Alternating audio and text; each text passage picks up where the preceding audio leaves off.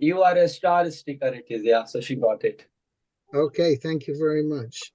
Right, so we're being live streamed now. Let's see what we can do. Right, should we sing this song together? Yes. Okay.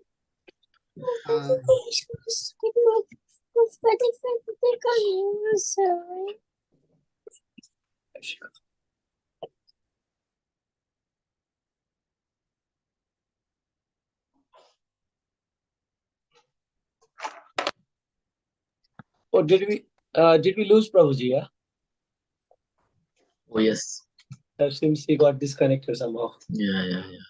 Maybe mobile battery. Prabhuji, you called Prashant Prabhu? Maybe I can try and call him.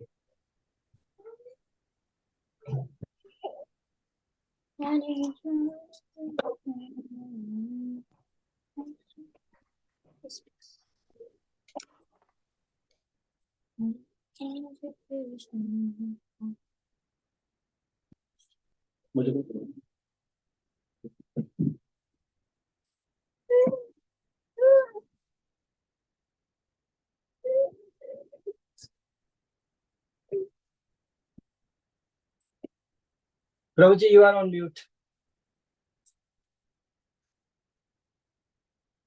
Yes. Right, okay, so let's sing this song. Hare Krishna. Welcome everyone. Thank you very much. Sorry for late joining, Prabhuji. Nana Shastra Vicharanaika Nipuno Saddharma Samstapako Nana Shastra Aranek Nipuno Dharma Samstapako Lokanam Hitakarino Tribhuvane Manyo Sharanyakaro Lokanam Hitakari Tribhuvane Manyo Sharanyakaro Radha Krishna Padaravinda Bhajana Nandena Mataliko Radha Krishna Padaravinda Bhajana Nandena Mattalika Vande Rupa Sanatano Raghujugo Shri Jiva Gopalako Vande Rupa Sanatana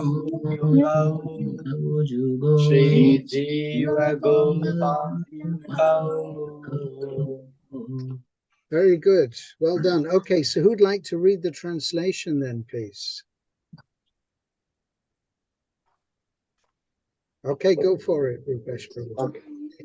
I offer my respectful obeisances unto the six Goswamis, namely Sri Sanatan Goswami, Sri Rup Goswami, Sri Raghunath Bhatt Goswami, Sri Raghunath Das Goswami, Sri Jeev Goswami, and Sri Gopal Bhatt Goswami, who are very expert in scrutinizingly studying all the revealed scriptures with the aim of establishing eternal religious principles for the benefit of all human beings.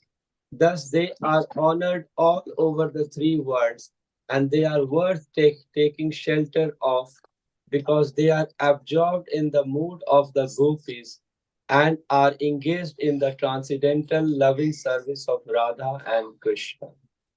Very good. Thank you. This is actually such a nice verse because it sets the mood for the whole nectar of devotion.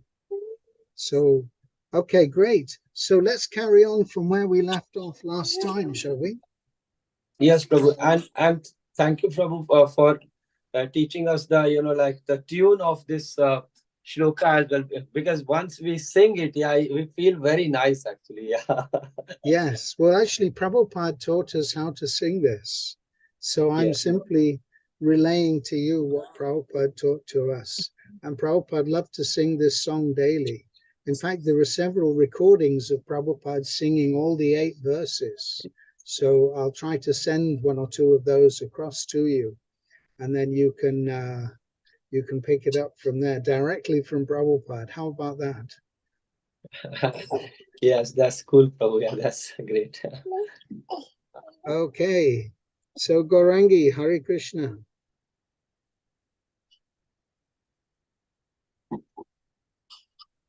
So, Prabhuji, we were. And Prabhuji, your dad, please remind me, my brain is like a fog. Please remind me your name again, Prabhu. I'm so terrible at this. Prabhuji, Sachin Prabhu. Sorry? Sachin. Sachin. Yes, yeah. Oh, there we go. That's better. Thank you very much. Thank you. Right. So where did we get up to last time in the preface? So, Prabhuji, we were reading preface, and you have told us to read it. Yeah. We actually read some of the preface, didn't we? Yes, yes, Prabhu. So we had read till. We read about how yes, how the yes, that looks like it. Yeah, We're therefore known as means Rupa devotional Nugas, service. or That's the followers in the footsteps of Srila Rupa Goswami Prabhupada. It is only for our guidance that Srila Rupa Goswami prepared his book Bhakti Rasamrita Sindhu, which is now presented in the form of the Nectar of Devotion. Persons engaged in the Krishna consciousness movement may take advantage of this great literature and be very solidly situated in Krishna consciousness. Okay, brilliant. Okay, so who'd like to start reading then, please? Gaurangi? Okay, go for it. Yes. Bhakti means devotional service. Every service has some attraction feature. Attractive. Yeah? Attractive feature that drives the servitor progressively on and on. Every one of us within this world is perpetually engaged in some sort of service, and the impetus for such service is pleasure we derive from it. Driven by affection for his wife and children, a family man works day and night. A philanthropist worked in the same way for love, the greater family and nationalist for the cause of his country and countrymen. That force would drive the philanthropist. The household, the nationalist is called Rus, or the kind of mellow relationship whose taste is very sweet. Bhakti rasa is mellow, different from the ordinary ras enjoyed by modern workers. Modern workers labor very hard day and night in order to relish a kind of ras which is understood as sense gratification. The relish or taste of the modern ras does not long endure, and therefore modern workers are always apt to change the position of enjoyment. Businessman is not satisfied working the whole week. Therefore, wanting a change for the weekend, he goes to a place where he tries to forget. Hang on. Do you want to just, I think you skipped a bit there. A businessman? A businessman is not satisfied by working the whole week. Therefore, wanting a change for the weekend, he goes to a place where he tries to forget his business activities. Then, afterward, the weekend is spent in forgetfulness. He again changes his position and resumes his actual business activities. Material engagement means accepting a particular status for some time and then changing it. This position of change back this position of changing back and forth is technically known as bhoktyag, which means a position of altering sense, enjoyment, and renunciation. A living entity cannot steadily remain either in sense enjoyment or in renunciation. Change is going on perpetually, and we cannot be happy in either state because our internal constitution position. Sense gratification does not endure for long, and it is therefore called kalp sukha. Chapala Sukha. Chapal sukha for flickering happiness. For example, an ordinary family man who works very hard day and night and is successful in giving comfort to members of his family, thereby relishes a kind of mellow. But this whole advancement of material happiness immediately terminates along with his body as soon as his life is over. Death is therefore taken as representatives of God for aesthetic class of men. The devotee realizes the presence of God by devotional service, whereas atheists realize the The presence atheist, yeah. atheists realize the presence of God in the shape of death. At death, everything is finished, and one has to begin a new chapter of life in a new situation, perhaps higher or lower than the last one. In the field of activity, politician, political, social, national, or international, the result of our actions will be finished with the end of life. That is sure. Okay, that's wonderful. Thank you. That's very nicely read, Gorangi. Okay, so what have we understood by this very interesting paragraph? Because there's a few words that people may not be familiar with, like, for example, philanthropist. Who knows what that means? Prabhuji, it means Philanthropist means bird study of birds, I guess. no, who works in the in the welfare of others actually. Yeah. Yes, that's right. Oh, sorry, That's sorry. right. Very Sorry, good. sorry. Okay, Hare Krishna Prashant. Good to see you, Prabhuji. Thank you, Okay, Prabhuji. so what did Prabhupada mean when he said mundane workers? Mundane, sorry, Prabhu, mundane. Mundane workers. Everyone, Prabhuji. I mean, those who Yeah, are who are doing doing eating, everyone of them. sleeping, mating, and defending. Yeah. Yeah, so mundane means of this material world, this worldly life, where we consider that this worldly life is everything. So such people are called mundane workers because they think of everything in terms of simply the products of this world. So it comes from the mundi is a Latin word. It means the world. So people think that this world is everything. And so people think that this body, which I happen to be situated in, then if I'm a mundaner, then I think this body is everything. And simply to satisfy this body till the bitter end is mundane existence. And so people are working very hard to satisfy their temporary bodies and the expansions of their bodies, their family members, or working for their bosses or their communities or for their country. So there may be nationalists thinking to work for the welfare, but all of them, what do we learn about these things? That the result of all this hard work actually is. What is the result of all this hard work? At death, everything is finished. I mean, some happiness, material happiness, but then in the end, again, it's not long-lasting happiness within this life itself. Like you get happiness out of doing some activity or some work, but then you are going to get into this this chapal sukh, right, where you keep going back and forth between yeah. Flickering happiness, yes. And what about this bhoga tyaga, which Prabhupada mentioned? Position of altering sense enjoyment and renunciation. Yes, so working hard and then trying to take time off at the weekend to try and enjoy and forget all about one's working hard activities. And then after that, one has to go back to work again. So it's alternating bhoga, which means trying to enjoy, and tyaga means giving it all up, renouncing all the work, like that. So this is the materialistic life of bhoga tyaga. And the result is, as you said, chapalasuka, flickering happiness, not real, permanent, steady happiness or ever increasing happiness. So this is what we're going to discover more about Bhakti Rasa. So anybody got any questions or comments they want to add in here so far? Prabhuji, what does mellow means? Mellow, it's a kind of taste.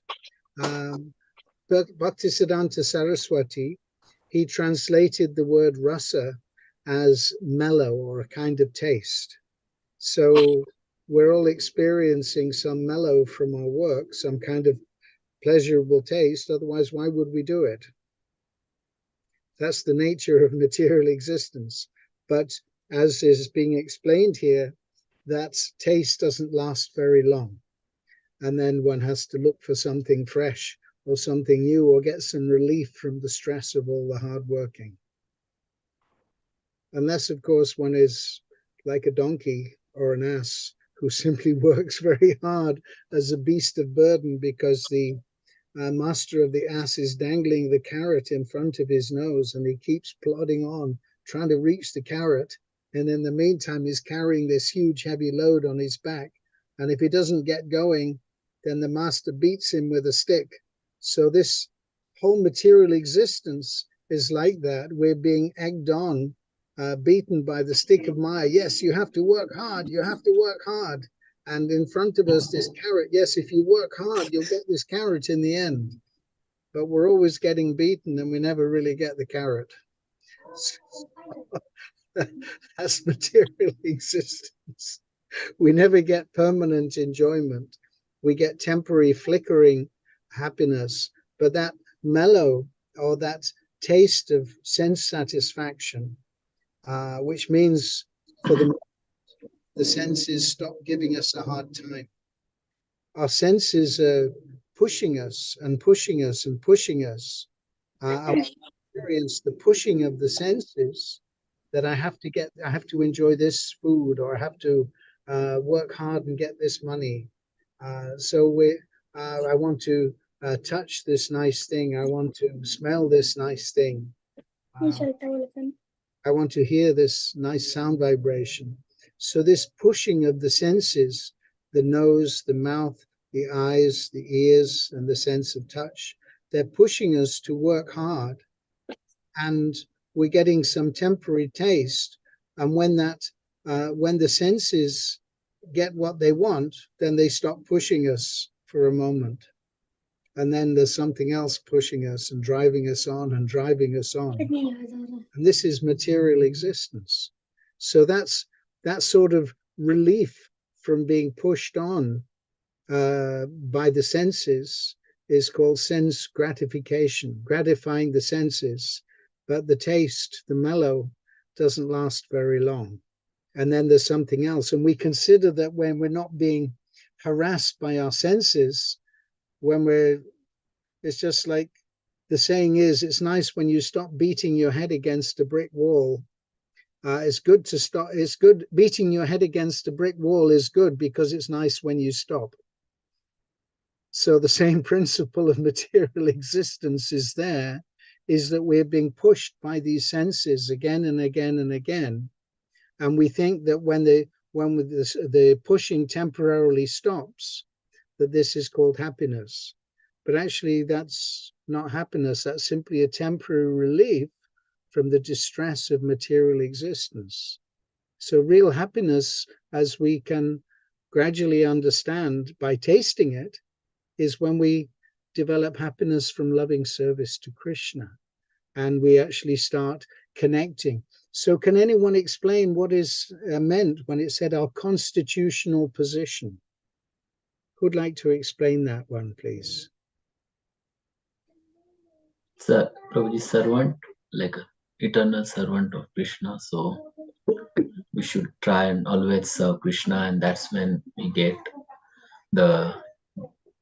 we won't be in this bhog tag or chapal sukh situation where we'll enjoy or we'll have everlasting happiness as well as we'll enjoy the serving. I mean, here also we serve, right? I mean, to wife, kids, and others, but again, it's going back and forth. So the permanent position or the true position is the servant of the Krishna or servant of the. So how can we sum up the nature of our constitutional position then? So nature is like to be able to uh, serve in one way or other. Like so, here also we'll do some activities, but there with those activities we should see that we are doing this for Krishna. So we should try to align our activities or our actions to serve to the Krishna's cause or for his happiness.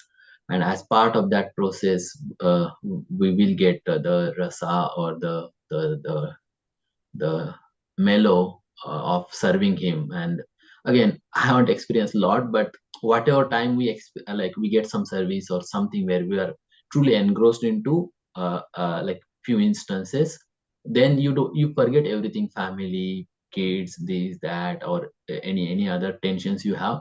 You just enjoy that day or those few hours where you are serving for Krishna, for example. So that's how I can say that that's the nature where we experience true happiness.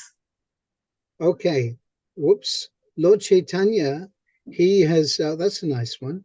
Lord Chaitanya, he's summed up this constitutional position as being this. This is a very useful phrase to remember. Jiva Svarupa Hoy Nityara Krishna Das. That the Jivara Svarupa Hoy, his constitutional position is Nityara Krishna Das, the eternal servant of Krishna. So if we can remember this phrase that the spirit soul, our actual self, is the eternal servant of Krishna. And gradually by devotional service, we can realize this and become more and more clear about our constitutional nature, which is eternal servants of Krishna. So, Rupesh, you put this nice slide on the screen. Would you like to explain this for us, Yes, please? Prabhu. Yeah. Sorry. Yeah. Actually, I put this picture because I wanted to explain the chapel sukh. Actually, yeah. So in this picture, the important things are. One second. Listen to see this picture, Brinda. Important thing are three. This elephant, two mouse, black and white, and like honey. The honeycomb. The from which honey is coming. The man is hanging from this tree branch, and Krishna is giving his hand. That come to me, and below in the well you can see the snakes. Yeah. So what happens here is elephant is the purva janma karma. So elephant represents our past karma, what we have done. Snake in the well are future coming karma. So snake in the well are future karma. Branch of the tree is the current lifetime cut by white day and black night rat. So two rats, so day and night it represents. So is the branches of this tree is being cut by them, they are cutting it actually here so that man will fall down and is going to fall in the well. And but this man is being bitten by honeybee as well. In this utmost dangerous condition, man tastes drop of honey from beehive, that is finch of pleasure, that chapel soup. Bhagwan is waiting to embrace us, but we neglect the god and sip honey drops. Okay, very nice. Yeah, scary stuff. Thank you. Okay. All right. Does anybody have any questions or comments they'd like to add here, please? Oh, Ishi. Uh, yes, Prabhu. So we know that Jeevat Swarup Krishna Nitya Das, yeah, as Chaitanya Mahaprabhu has told. So once we understand that, then what should be our duty? What should we do? Yeah, once we know that, yeah, we are like Krishna's Das, yeah, Krishna's servant. We should serve Krishna. If we know we're eternally servants of Krishna, then we should serve Krishna. And the result is we become eternally, blissfully happy with full knowledge. Gradually, we realize our spiritual nature because by nature, we're actually in a sleeping condition. We're sleeping, and in this dreamlike state of material existence, we're considering that this is everything, just like in a dream.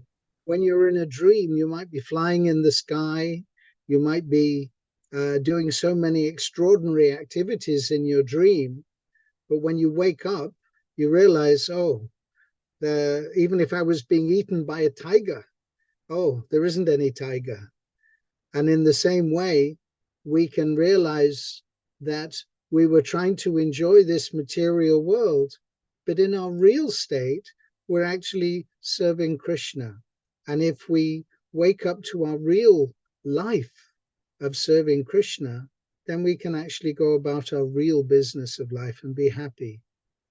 So, but otherwise, in a dream, if you're being attacked, for example, by a tiger, and you're calling out, tiger, tiger, tiger, and somebody who's awake says, wait a minute, there isn't any tiger, you're simply dreaming, you're just having a bad dream. In the same way, we're dreaming through this whole life that we are doing this and doing that. But who is actually doing this and doing that? It's this material body which is doing that. And the material body is simply a product of the material nature. It's simply a covering over the real self, which is the soul. So the whole process of spiritual life is to uncover our real nature. And we uncover that real nature. The way we can see our real nature is through the ear. We hear about Krishna. We hear about the nature of the spirit soul. We hear about the nature of this material world and how we're entangled. Just as Krishna is explaining everything step by step in Bhagavad Gita, and then it's explained gradually in more detail in Srimad Bhagavatam. And that way, gradually, we start to see things clearly. Just like Radhika will know that when you go to school, you hear from the teachers and everything is gradually explained and everything becomes gradually clear. So spiritual knowledge is received in the same way. We need to hear from Krishna's devotee and Krishna, and gradually everything will become very clear about who we are and what we're supposed to do, which is to serve Krishna. Is that all right, Prabhu? Yes, Prabhu. Thank you. Hare Krishna. I know you're asking these questions for everyone's benefit, so thank you. Anybody else have any questions or comments? Or please do feel free to ask.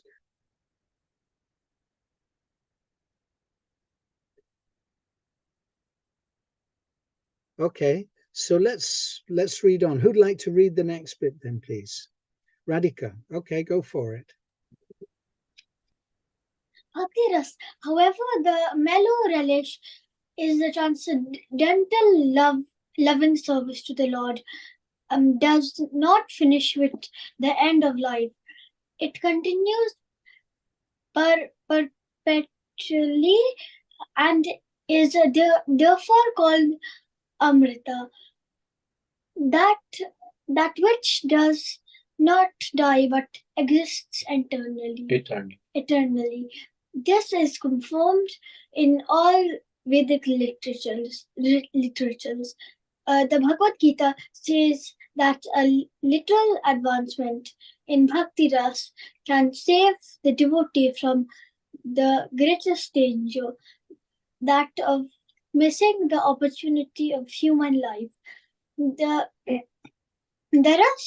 rasa derived from our feelings in social life is family life, or in the greater family life of altruism means doing all sorts of welfare work for others. Yes, altruism. Philanthropism,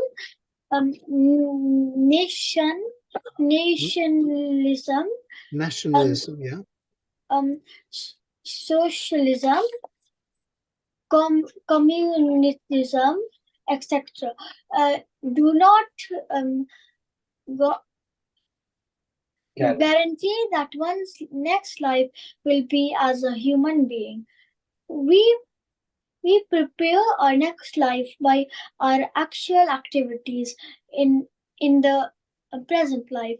A living entity is offered a particular type of body as a result of his in um, action in the present body. These activities are taken into account by a superior authority known as Deva or the authority of God.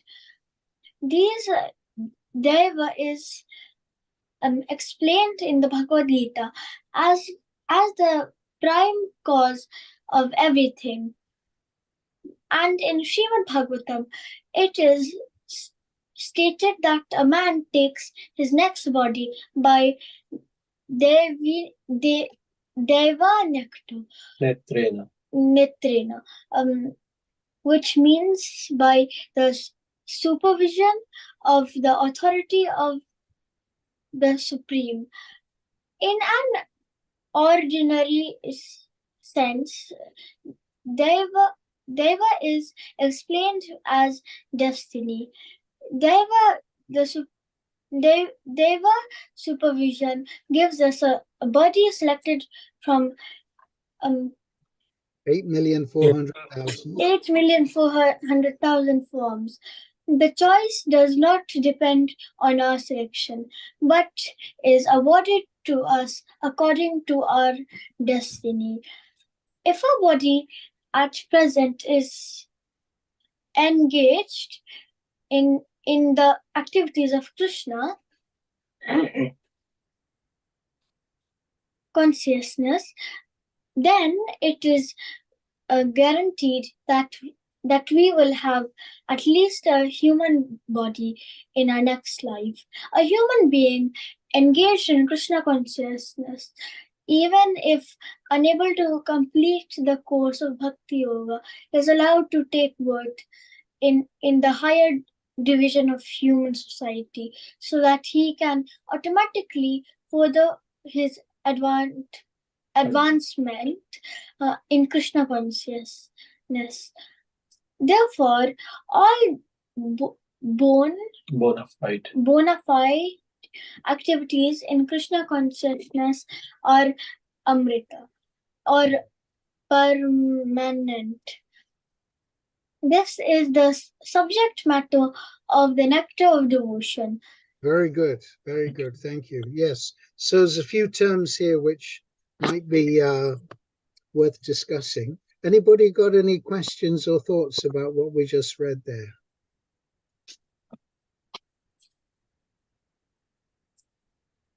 Yes, Prabhu. I remember one shloka from Bhagavad Gita on this. It's 2.40. Yeah. Neha. You want to say? Neha Vikramanashushti Pratyavayo na vidyate Shalpa punyavati. No. Swalpam apyasya. Shalpam apyasya dharmasya Trayate Mahato bhayat. And the meaning, please? In this endeavor, there is no loss or diminution, and even a little advancement on this path can protect one from the most dangerous type of fear. Okay, so what is meant by the most dangerous type of fear? So the most dangerous type of fear is taking birth in a lower species, like losing your human body and taking birth in maybe animals or plants, and those things. But Krishna in this shloka is telling like it's a like life insurance program. Krishna is telling that one who is in Krishna consciousness, so there is no chance of losing his Krishna consciousness, and at least they'll have human body.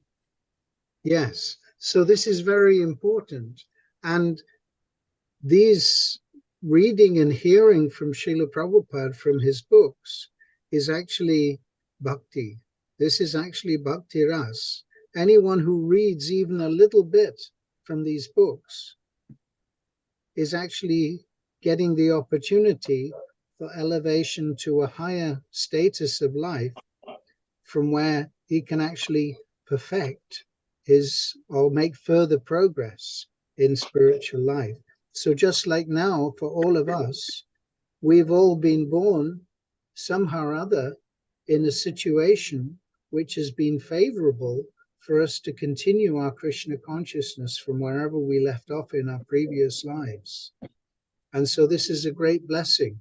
And so these messages that Krishna is giving in Bhagavad Gita and this Rupa Goswami is presenting to us here to help us understand the real value of what we have now got in this human form of life.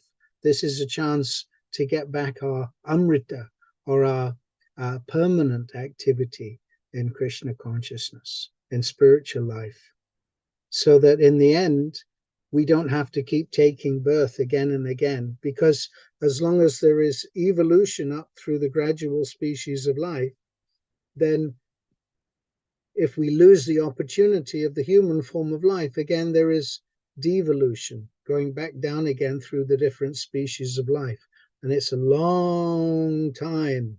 How many species of life are mentioned here? 8.4 million. Yeah, that's a lot of births and deaths. Not a very good idea.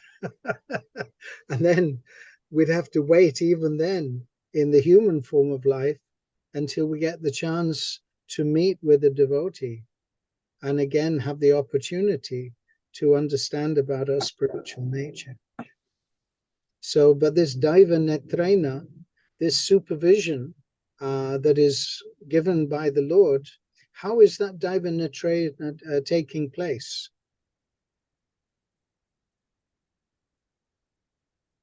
Because Krishna is the super, like present with us as a super soul, witnessing all these things. Yes, he's the witness of all our activities.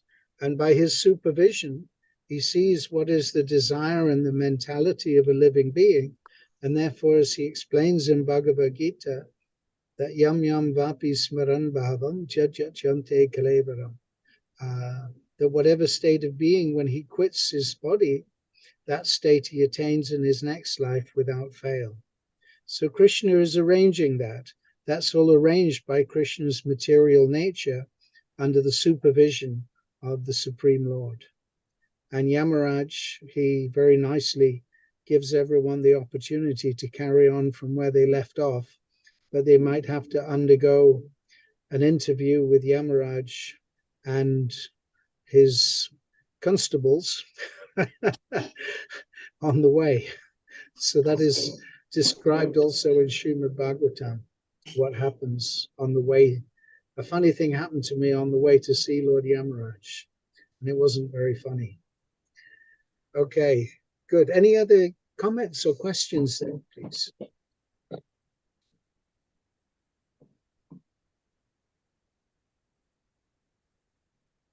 Okay, who'd like to read on then, please?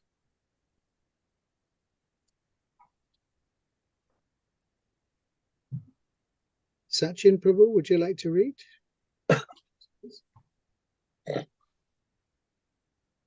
Okay, Prabhuji. Actually, my voice is now, my throat is not good. Okay, let's read it. This internal engagement in Bhakti Rasa can be understood by a serious student upon studying the nectar of devotion. Adoption of Bhakti Rasa or Krishna consciousness will immediately bring one to an auspicious life free from anxieties and will bless one with the transcendental existence, thus minimizing the values of liberation.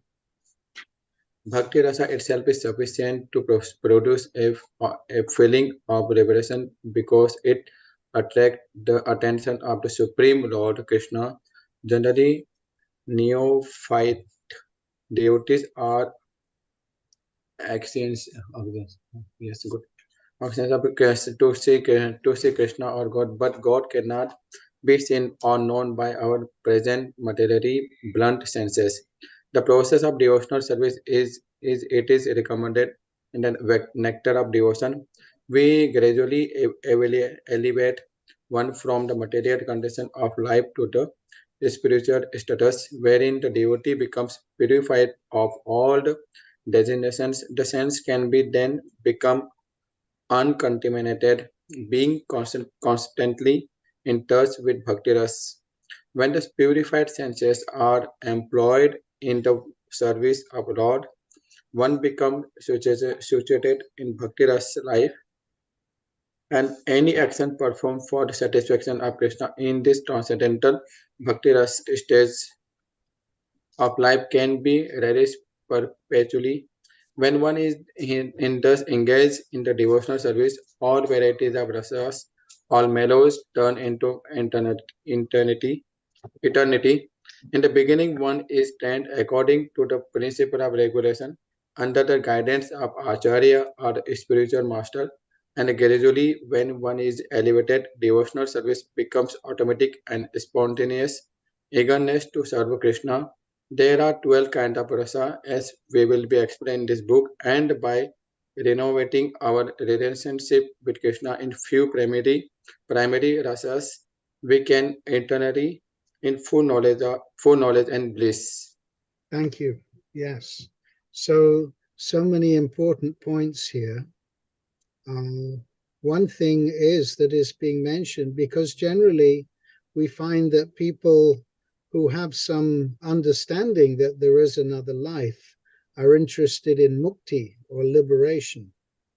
But actually, one who is on the platform of devotional service to Krishna is already experiencing freedom from the pangs of material existence. That liberation or freedom, that is a very secondary thing. Actually, the real thing is the taste of loving service to Krishna. And in fact, one of the chapters that we'll come across as we go through the contents of this book is that devotional service surpasses all varieties of liberation because there are 5 kinds of liberation, as we will begin to see. But generally, the impersonalists, they consider that liberation means becoming one with God. But this is actually not at all interesting for those who have understood what is devotional service. Because if you become one with Krishna and you give up your individual existence, then there's no possibility of having a loving exchange with Krishna in any of the 5 primary rasas. So the whole principle of devotional service is that it surpasses all varieties of liberation. So, and as we begin to taste the bliss of serving Krishna, then actually this gives one automatically a feeling of liberation. And that's just the beginning. So, and as we progress, we actually come to the realized platform of being situated in our eternal relationship with Krishna.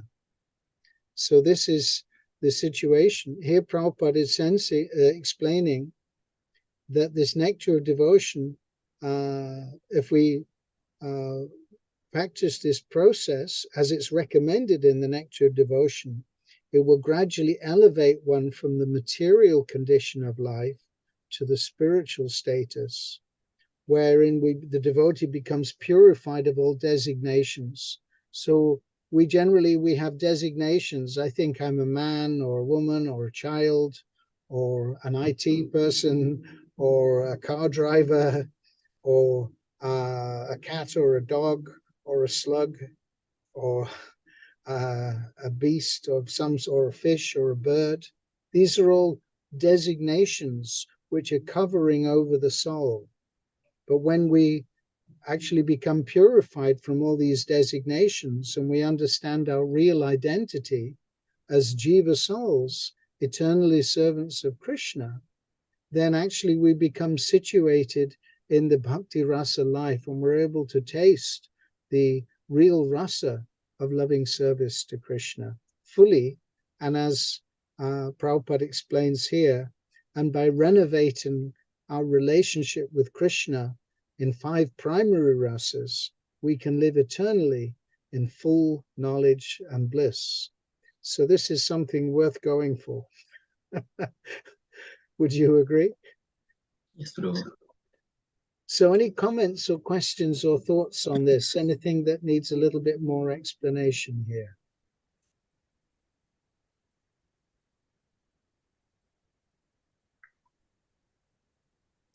one quick one, Prabhuji, about senses becoming uncontaminated. Sorry, say Well, again, please. I couldn't quite hear what you said. so it says when we are in constant touch with the bhakti ras, which is like maybe you are performing the services, or you are sort of initial stage of uh, experiencing bhakti ras. So currently our senses are contaminated, but they become contaminated. So that's like a senses means like a, so any what can I say, like if you're eating food, and that's like one of the sense as well, right? So that's like you offer prasad, or take only prasadam, then your senses become uncontaminated, which is required for the further devotional service, rather a pure devotional service. So how it happens, like so we are in bhakti ras, and then slowly our consciousness improves, or how they become uncontaminated. Yes, by the natural process of engaging the senses in the service of Krishna, by associating with the pure, who is Krishna, our senses become purified. It's just like if you take, Prabhupada gives this example as one example. If you take an iron rod, it's very dull, but if you put it in the association of fire, it becomes hot, it becomes red hot, and then it also acts like fire. If you touch it to something, it burns. So in the same way, when our senses become associated with Krishna through service, like we taste Krishna prasadam, food which has been offered to Krishna and become pure, or we chant Krishna's holy name, which is not different from Krishna, we're actually engaging in bhakti rasa life, where our senses are becoming purified by that connection with Krishna, by that association with Krishna. Or as we smell the nice incense and flowers offered to Krishna, the nose becomes purified. And when we hear Krishna Katha, we hear topics explaining the science of Krishna, and we hear Krishna's holy name, and we hear the devotees who are explaining about Krishna, then our ears also become purified, and gradually the taste for Krishna Katha also awakens. The taste for chanting also awakens. And as we chant Krishna's name, the taste for chanting also increases, especially when we understand the science that there are offenses which can slow down our process. And if we avoid the offenses in chanting Krishna's name, then our progress becomes more rapid in awakening that taste for serving Krishna. And similarly, the sense of touch. We can touch the body of the Lord's devotee. We can actually use our hands in the service of Krishna. We can engage all our senses simply in the service of Krishna. And in this way, by seeing the beautiful form of Krishna in the temple and by seeing the devotees, the eyes also become purified. And that starts to awaken gradually, a longing to see Krishna and to be with Krishna. So all these senses become purified by association with Krishna, just like the iron rod becomes purified and uncontaminated. It loses its dull nature and becomes like fire by associating with Krishna. And the senses reawaken their natural condition of being engaged in the loving service of Krishna. Does that help? Yes, Prabhu. Thank you so much. Okay, very good. Nice question. Thank you. Any other comment or question or follow up on this?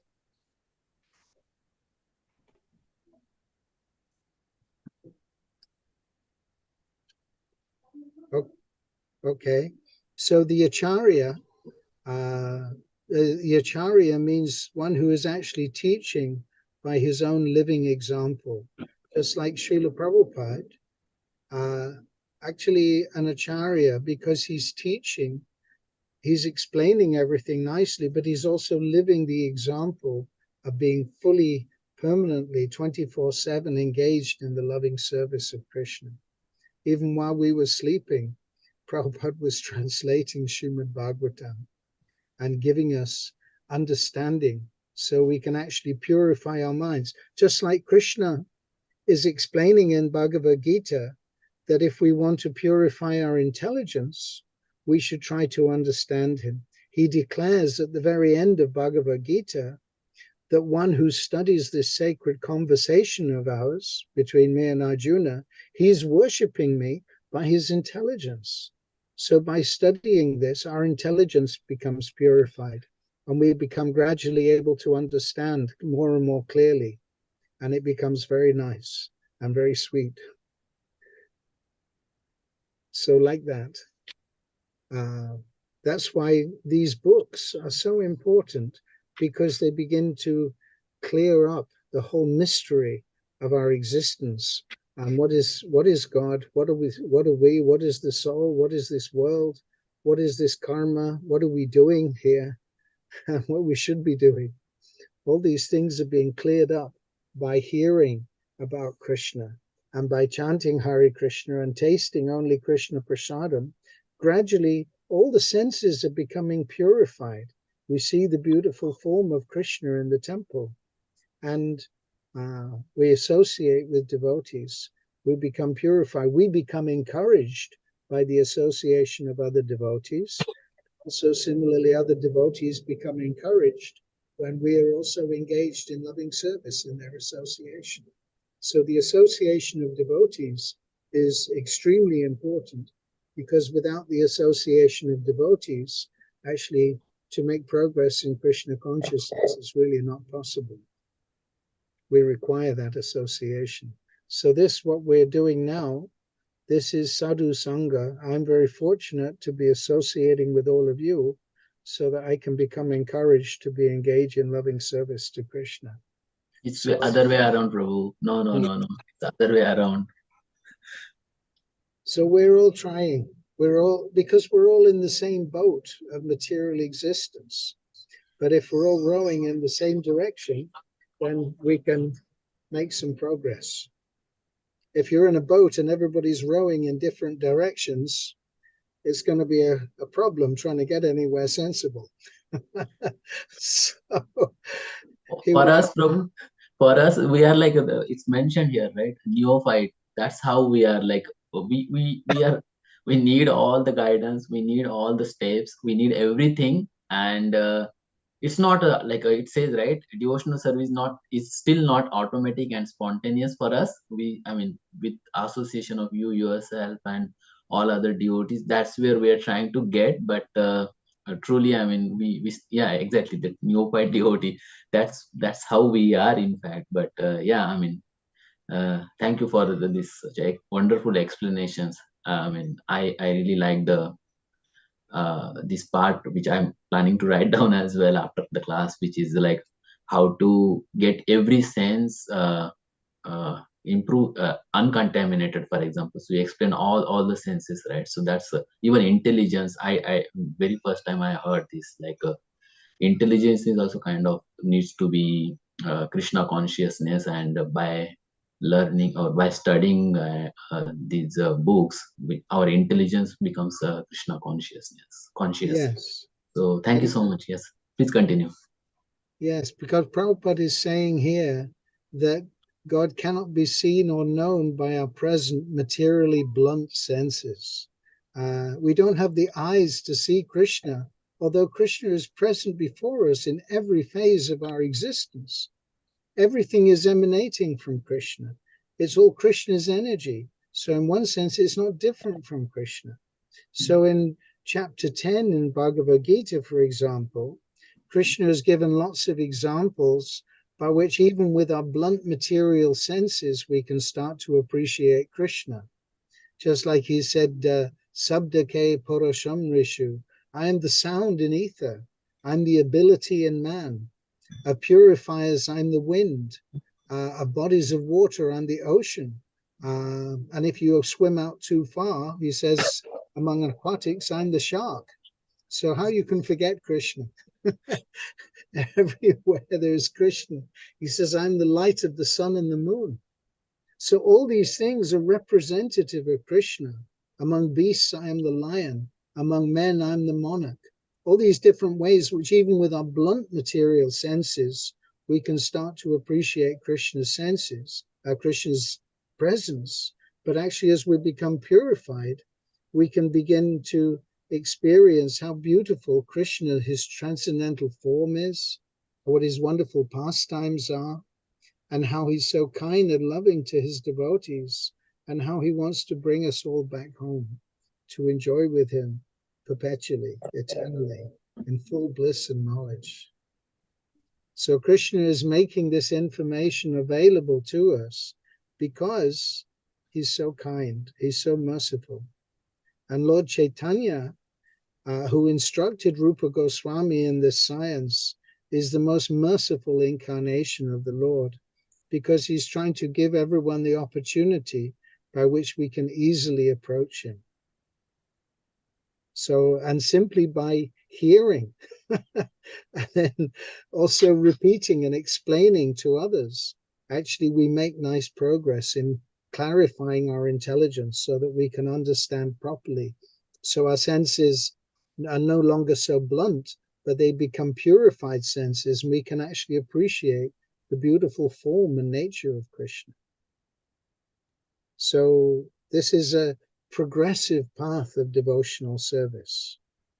It's not that when I've become a Hare Krishna devotee, that's it, now I'm Krishna conscious, but now I've got the chance to advance and gradually awaken fully my love for Krishna and come back home and be with Krishna and help others in the process come to the platform of Krishna consciousness. So this is wanted.